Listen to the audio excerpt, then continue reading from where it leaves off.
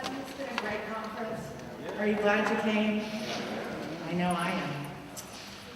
I'm Nancy Booher, and I am the ESL Ministries Director for Mission to North America. And if you don't know by now, ESL is English as a second language. And in addition to that, for the past 15 years, I've had the privilege as a volunteer to direct the ESL Ministries at my home church of Chapelgate, right here in Marysville, Maryland. God has literally brought the world to our doorstep. ESL Ministry helps meet the needs of immigrants, refugees, and international college students by teaching them English in free English schools staffed by you, by church volunteers. I'd like to tell you at least one story about a student that I had in class. She was from Korea. At the time, she had a little girl who was just in the 4th grade, and it was report card day. And she brought home that report card in a big brown manila envelope, and on the outside, in really big red letters, was the word outstanding. So naturally, the mother said, "Go to your room. You are in such big trouble. No TV this weekend, no friends." And the little girl cried, "Mommy, Mommy, why are you so mad at me?" And she said, "You have been so bad at school, they made you stand out in the hall." Thankfully, a neighbor came over later that day and corrected that misperception, and I really hope that little girl got double dessert that night. True story, funny story. But consider this. What if you don't speak English very well? And your 3-year-old little boy is very sick, and you rushed into the emergency room where no translator is available. You don't have enough English to tell them what his symptoms are, or the fact that he is highly allergic to antibiotics. The lack of English just became life-threatening.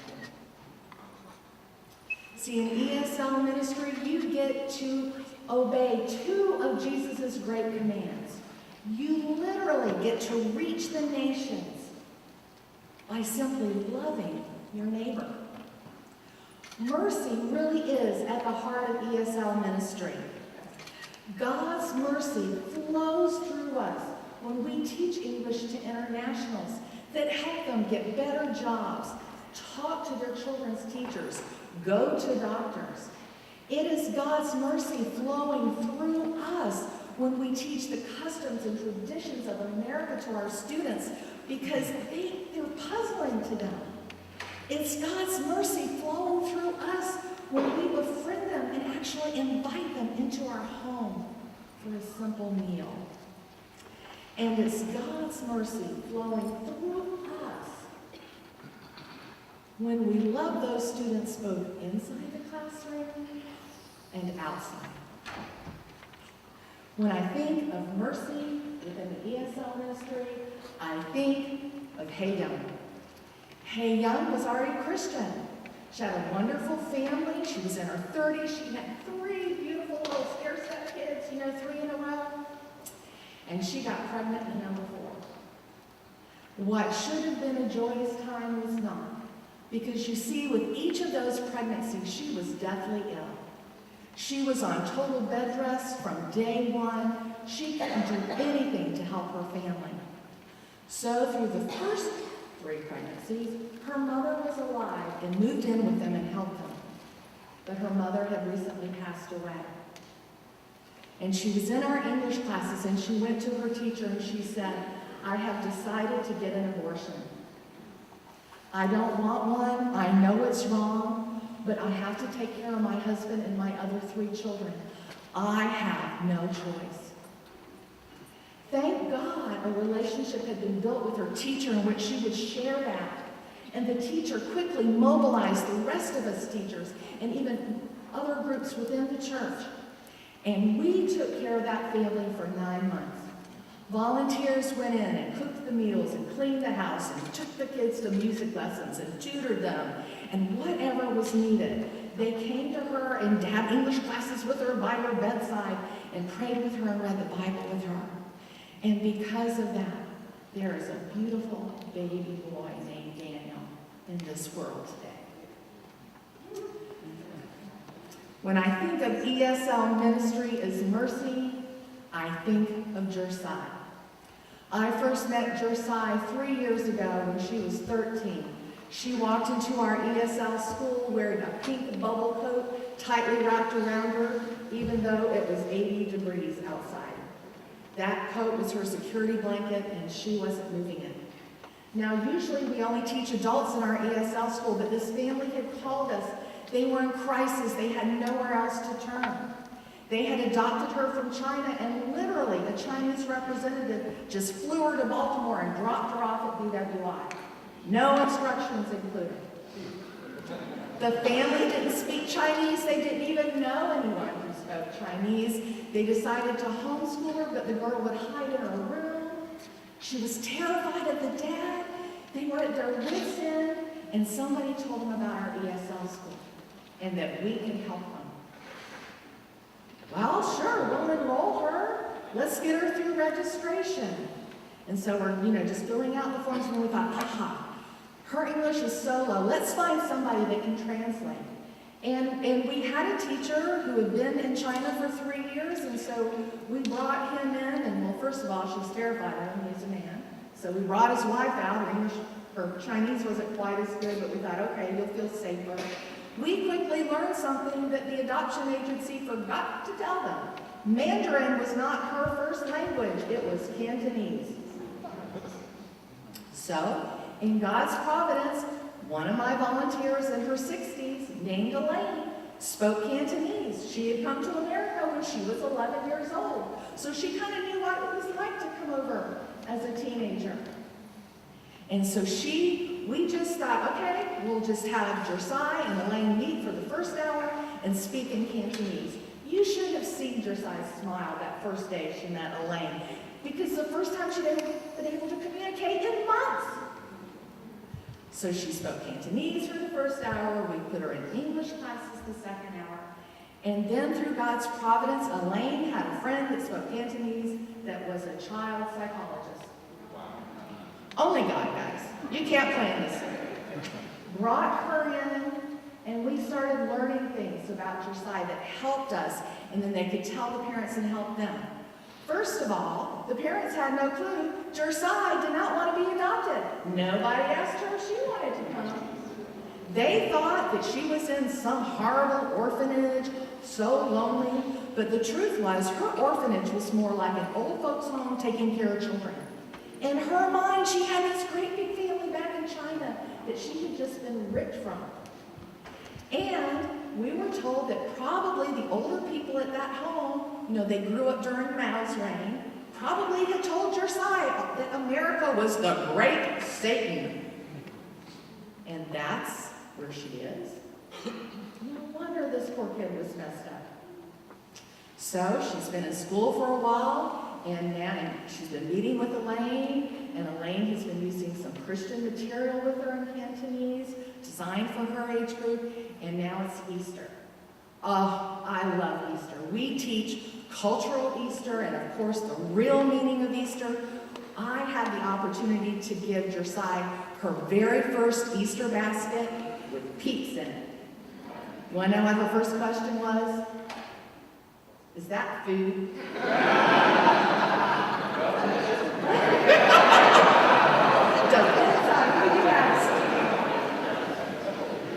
But in our ESL school, we also show you the Jesus film or the Matthew Visual Bible at Easter time. And Elaine sat in the back of the room with Josiah, and I think it was the Matthew one that year, so she was like translating with her. And at the end of that evening, in chairs in the back of the fellowship hall, Josiah prayed to accept Christ. For weeks after that, anybody that she came in contact with, she would say, "Is Jesus in your heart?" And she just began to bloom. The pink bubble coat went away. And we even learned more things about her now that she was opening up. Josiah was a twin. Her parents had no clue. Her sister had been adopted out at the age of 5. The day before they shipped her off to America, her biological mother shows up just to say goodbye. No wonder that poor kid was screwed up, right? And we found out that she hated the name Josiah because the orphanage gave it to her. The name she wanted to be called by was her birth name, Mimi. We were glad to change her registration form to reflect that. It was God's mercy flowing through her ESL teachers that brought healing and hope, not just to Mimi, but to her whole family. When I think of God's mercy, I also think of Lillian. Lillian is from El Salvador. And the first day I met her in our English classes, she was 19 and she's pregnant up to here.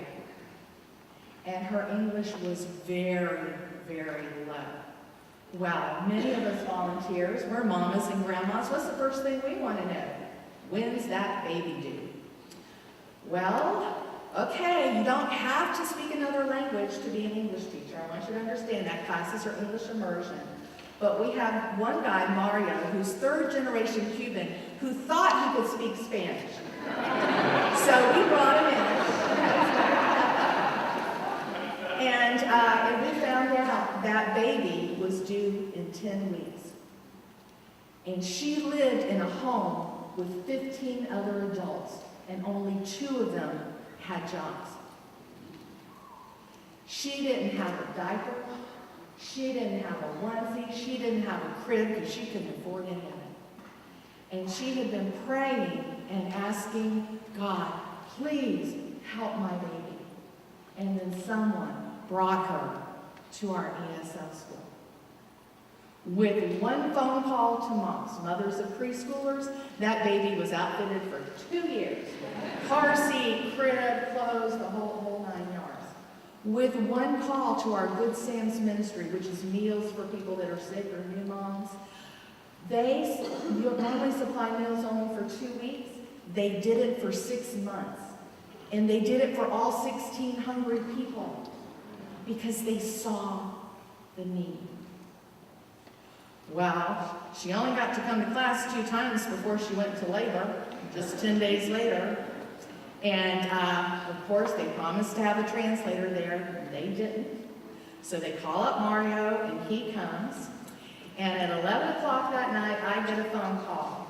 Nancy, what do I do? They want me to translate. Does she want an epidural? I don't know how to say that. I don't speak Spanish.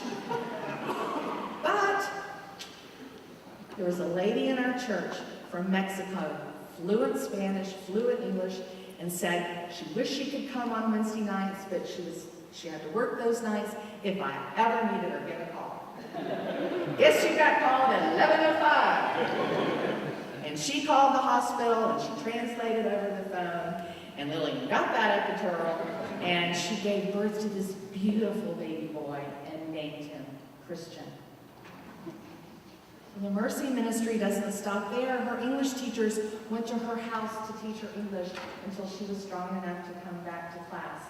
And Mario, at this point, had met all of the people in the home, and his heart was so drawn to them, he started a Bible study in their home that would help teach them English. And out of that grew an entire Hispanic ministry at our church. But if Lillian could be here today, this is what I know she would tell you. She would tell you that at the point she met us, she knew Jesus like you know George Washington. Good guy, really existed back in history. But it was through the love and mercy of her ESL teachers and the rest of our church that she really came to know Jesus as her Savior and has a personal relationship with him now. Now, Mercy Ministry takes many forms, just like Chris said. It's not just one size fits all. God's mercy does flow through ESL volunteers, both inside and outside of the classroom. In the Message version of Proverbs 19:17, it says this: mercy to the needy is a loan to God. and God pays back those loans in full. I know this to be true. All my ESL volunteers know this to be true, because even though our students will tell you that they have been wonderfully blessed by their ESL teachers, we know the bigger blessing is the joy we receive when God lets His mercy flow through us to the world. Thank you.